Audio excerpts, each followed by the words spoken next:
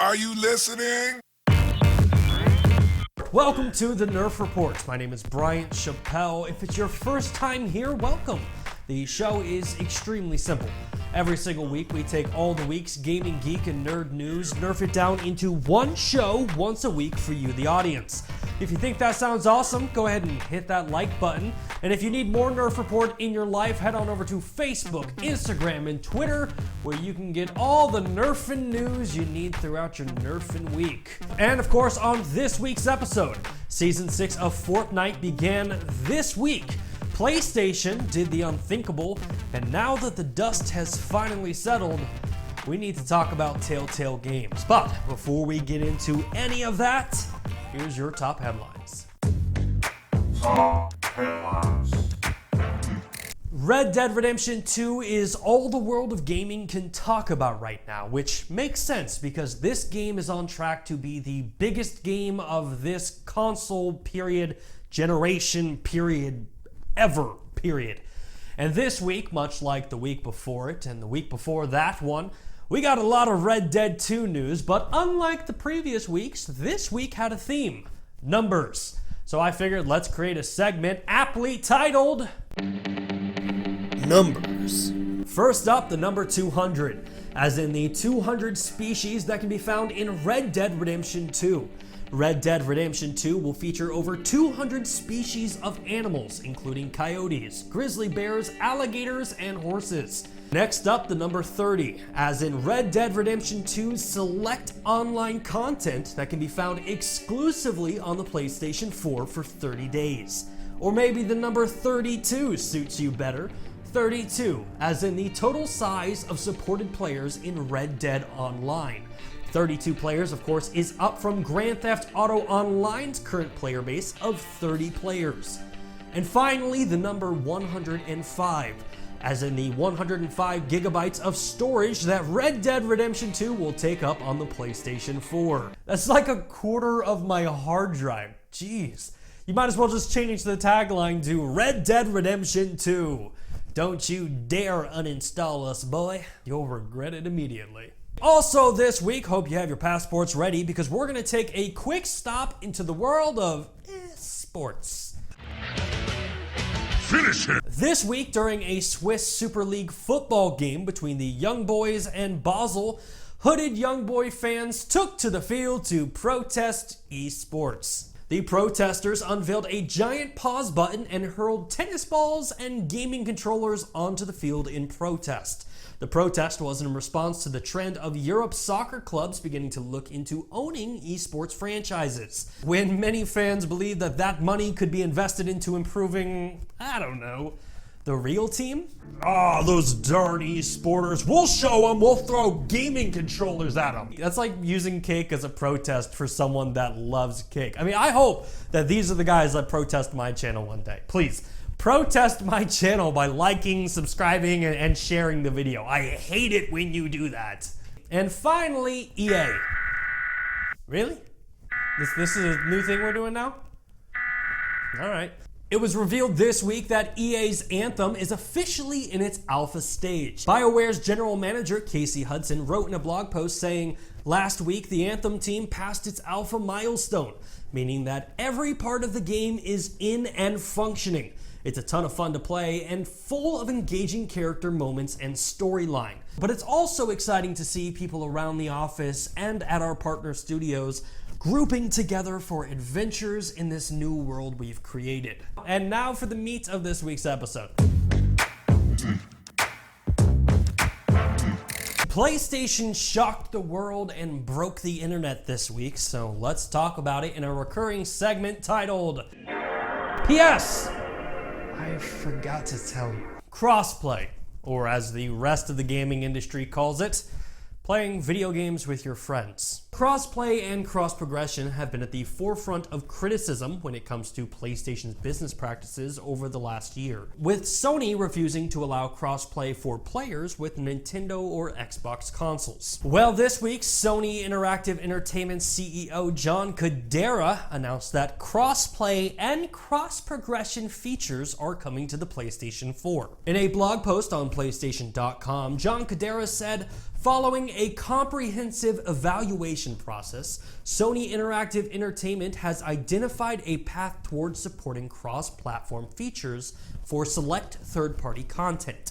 We recognize that the PlayStation 4 players have been eagerly awaiting an update, and we appreciate the community's continued patience as we have navigated through this issue to find a solution. The first step will be an open beta beginning today for Fortnite that will allow cross-platform gameplay, progression, and commerce across PlayStation 4, Android, iOS, Nintendo Switch, Xbox One, Microsoft Windows, and Mac operating systems. You know, I was saving this for 1,000 subscribers, but this seems equally as fitting, so guess we're gonna need a new celebration for 1,000 subscribers. Speaking of Fortnite, Epic Games unveiled Season 6 of Fortnite Battle Royale. And it's been a while since I've done this, so bear with me. Fortnite, please don't copy strike this song. Fortnite Season 6 started this week and is titled Darkness Rises. Season 6 will bring new corrupted areas, a new battle pass, pets, and the spawning of Shadow Stones. Shadow Stones are new consumables that allow players to turn invisible, fly through walls, and kill players out of nowhere. Also, players can now customize their look with new gliders, skins, and pets.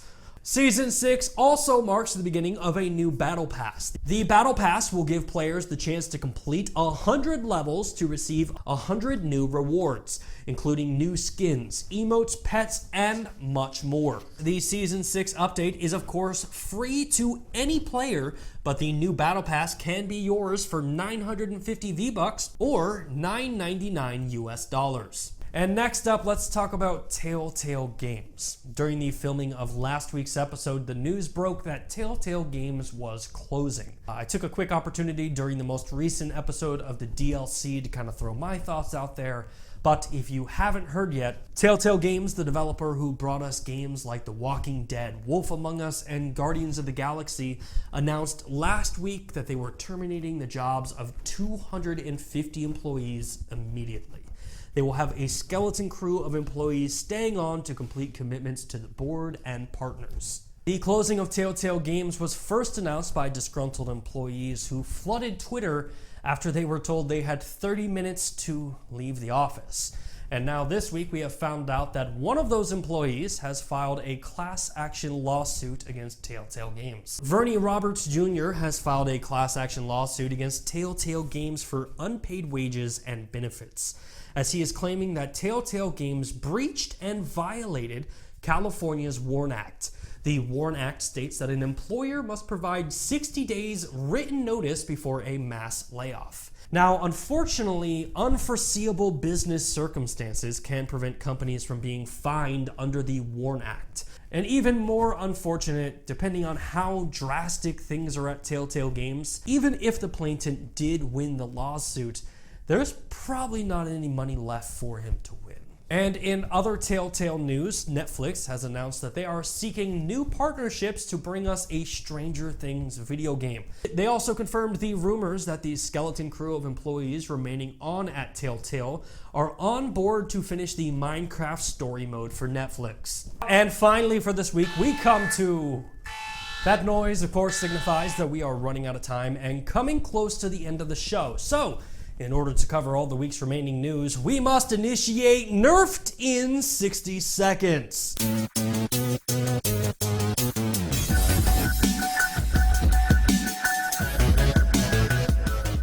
The rules to Nerfed in 60 seconds are simple. Every single week we have so much news to talk about and so little time to do it. So we take all the week's remaining news, put 60 seconds on the clock, and try to cover it as fast as humanly possible without running out of breath, passing out, or dying. Or as I like to say, 99% bravery, 1% liquid courage. Oh, it's so dry. So with that in mind, let's put 60 seconds on the clock. Thunder noise. And go. Pokemon Go has a brand new Pokemon in the form of Melton. If you try catching him, he's just a Ditto. So is it really a new Pokemon? Speaking of Pokemon Go, they have officially hit $2 billion in sales. Congratulations. The PlayStation Experience, otherwise known as PSX, has been canceled for this year. Oculus unveiled a brand new VR headset in the form of Oculus Quest, which will be retailing for $299.